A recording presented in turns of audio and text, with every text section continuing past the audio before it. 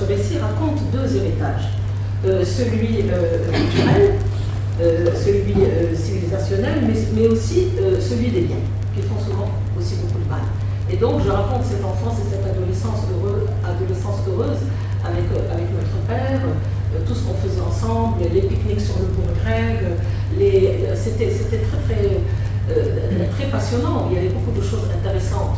Le récit de Madame Soumia Abdelaziz, qui s'intitule Saison infidèle, me semble un roman appréciable dans la littérature marocaine, parce qu'il a mis en relief une problématique essentielle dans un pays comme le Maroc, à savoir comment la tradition et la modernité s'est trouvées confrontées à un moment décisif de l'histoire du Maroc, à savoir juste avant l'indépendance et après l'indépendance.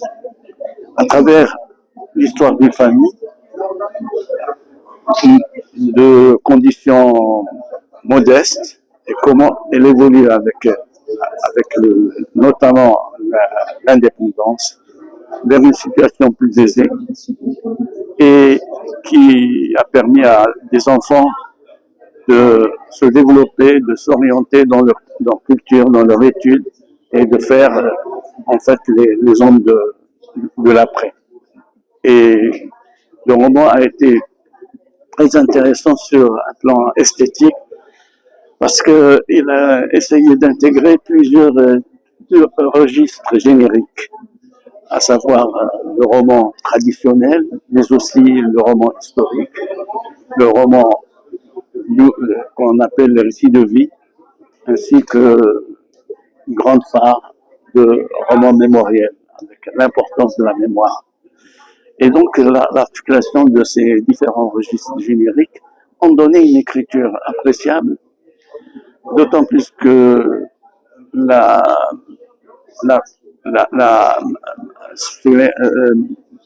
l'auteur a essayé de jumeler tout ce qu'elle a reçu comme culture et en faire un récit véritablement très très fort, métissé au niveau des langues et des structures discursives qui s'interpénètrent.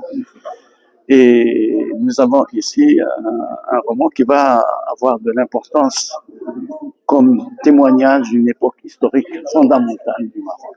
Voilà, que si je perds cette partie, mon épouse me deviendra imperturbable, arrière-grand-père ne dit rien. Mais l'indignation couva sous sa main. دكتور يوسف شهاب أستاذ العلوم الجيوسياسية والتنمية الدولية بجامعة باريس سوربون باري نور. اليوم كان حضر لي الشرف باش نحضر بريزونطاسيون دان ليفر دو مدام سمية عبد العزيز, une forme de biographie où il retrace à travers le prisme de sa propre famille l'histoire du Maroc entre ce qu'on appelle communément tradition et modernité. Et je trouve que c'est très agréable ce prisme qu'il a utilisé Madame Soumia Abdelaziz, dans la mesure où il a pris sa propre famille comme étant le repère ou le fil rouge pour parler de choses à caractère national, où il y a collusion entre religion, sociologie, anthropologie, ethnographie. Et ce livre est très facile à lire. En plus, c'est une femme qui a la double casquette, elle est à la fois auteur et cinéaste, ce qui lui donne la maîtrise de la scénarisation de ce qu'elle pense, de ce qu'elle a écrit. Je trouve que c'est une très bonne initiative de faire ce genre de travail qui met en perspective la cohabitation de deux concepts paradoxaux que sont la modernité et l'authenticité ou la tradition, comme on l'appelle. On voit bien ça, que le Maroc aujourd'hui, par son histoire, de par sa géographie, de par toutes les mutations, il ne peut pas échapper à ce paradigme, à savoir la cohabitation entre deux concepts, la tradition et la modernité.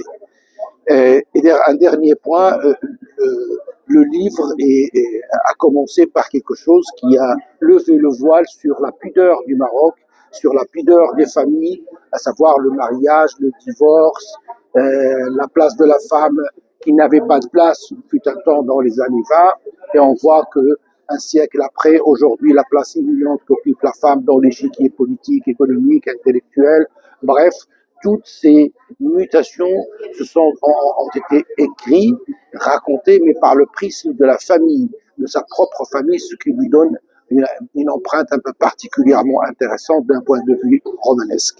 Merci beaucoup. Abdelrahman Telkoul, enseignant-chercheur, critique littéraire à l'Université euro-méditerranéenne de Fès. Je suis très heureux de participer à cet événement autour de la littérature africaine francophone, organisé dans le cadre de la célébration par la Maison du Maroc du centenaire de la création de la cité universitaire internationale. Et je considère que le choix de ce thème est judicieux au vu de l'importance de cette littérature qui, depuis son affirmation dans les années 20-30, il n'a cessé d'évoluer, de connaître des ramifications très très importantes et couronné par un certain nombre de prix, notamment le dernier prix Goncourt qui a été décerné à Sarr, Mohamed Sarr. Et ce thème est d'autant plus intéressant qu'il a pu trouver un écho intéressant au sein de la critique au Maroc, au sein de l'université marocaine, puisque beaucoup de romanciers, de poètes sont étudiés dans l'université marocaine. Et il existe pas mal de résonances entre les écrivains du Maghreb, notamment marocains, et la littérature africaine. Donc le fait d'avoir choisi ce thème me semble s'inscrire dans ces liens qui unissent le Maroc à l'Afrique, et dans la culture aussi, pas uniquement dans la littérature, dans la culture marocaine, il y a pas mal d'échos, il y a pas mal de liens. Dans la musique gnawa par exemple, les arts du tapis, les arts du bijou, il y a beaucoup de liens qui ont été analysés par les anthropologues, les sémiologues. Et donc ce n'est pas un hasard si la Maison du Maroc ait choisi cette thématique. Vous le connaissez très bien et vous connaissez donc sa pertinence dans les approches et dans les sujets qu'elle aborde. Qu'est-ce que écrire? Ça c'est une question très délicate. Qu'est-ce que écrire? Mais aussi, je crois que c'est pas un scoop, et tu vas le dire. Donc il va nous parler d'un personnage qui est emblématique de la résistance. Quand on m'a invité, cela a coïncidé avec la réédition d'un texte que j'ai publié il y a 15 ans. À Casablanca, à la librairie Confort, une petite librairie mais très dynamique. Et celui on va faire cette réflexion assez brève finalement.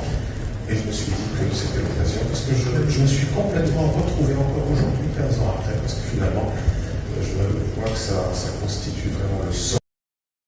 Bonsoir, magnifique soirée aujourd'hui autour de la littérature francophone et aussi écrire. Qu'est-ce que écrire? C'est cela qui était important pour moi. Vous imaginez bien, c'est toujours important de se poser des questions sur cet acte d'écrire. Pourquoi on écrit? Comment on écrit? À quoi ça sert et pourquoi? Ce sont des choses essentielles. Et de les partager avec le public à la Maison du Maroc dans un moment aussi chaleureux, c'était très important. Merci. Merci Sidadish. Je te remercie de cette rencontre. Vraiment, on a besoin des rencontres culturelles à la Maison du Maroc. Il y a toujours des rencontres ici. Hein. Donc on est gâtés. Hein. Il y a plein de... Donc, mardi dernier, il y avait des choses. Et samedi aussi. On passe de l'épistémologie à des gens qui ont parlé. Il y a une conférence sur la fille de Bekay qui a été là. Donc bien il y d'avoir a des choses. Hein. Alors, je donne pas un point de vue. Mon point de vue, ce sera développé dans l'article, Inch'Allah, que je vais rédiger. Par contre, j'ai une petite question. Comment percevez-vous la tension entre le désir de préserver les traditions et l'authenticité, à Salah, culturelle marocaine, et la nécessité d'embrasser la modernité, à Salah, et l'ouverture sur le monde au niveau de la société marocaine? Pensez-vous que ces deux dynamiques peuvent coexister harmonieusement dans la société marocaine actuelle? Surtout que la société marocaine, je n'ai pas envie de dire que totalement a été changée grâce aux réseaux sociaux, grâce à beaucoup de choses qu'on ne trouve plus notre authenticité ou la belle époque, voilà, pour même maintenant des rencontres culturelles, on peut les faire par exemple distanciées, etc. Donc, est-ce que les réseaux sociaux, ou d'une manière particulière, ou la modernité d'une manière générale, a changé la société marocaine? Et quand je dis la société marocaine, c'est la famille. Est-ce que la notion de la famille, comme on a eu à l'époque, ça existe encore? أين تحلق لغة الدار وروح مغربنا. أشكركم سيدتي لأناقة الطرح والعرض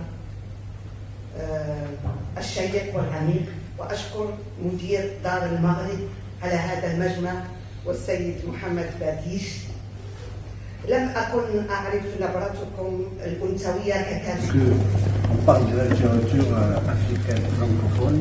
J'aimerais bien savoir l'influence ou l'apport de la littérature africaine francophone sur la littérature, je veux dire française, et vice-versa, l'influence de la littérature française sur la littérature africaine francophone, mais aussi l'apport de nos écrivains ou nos auteurs africains francophones sur la langue française elle-même.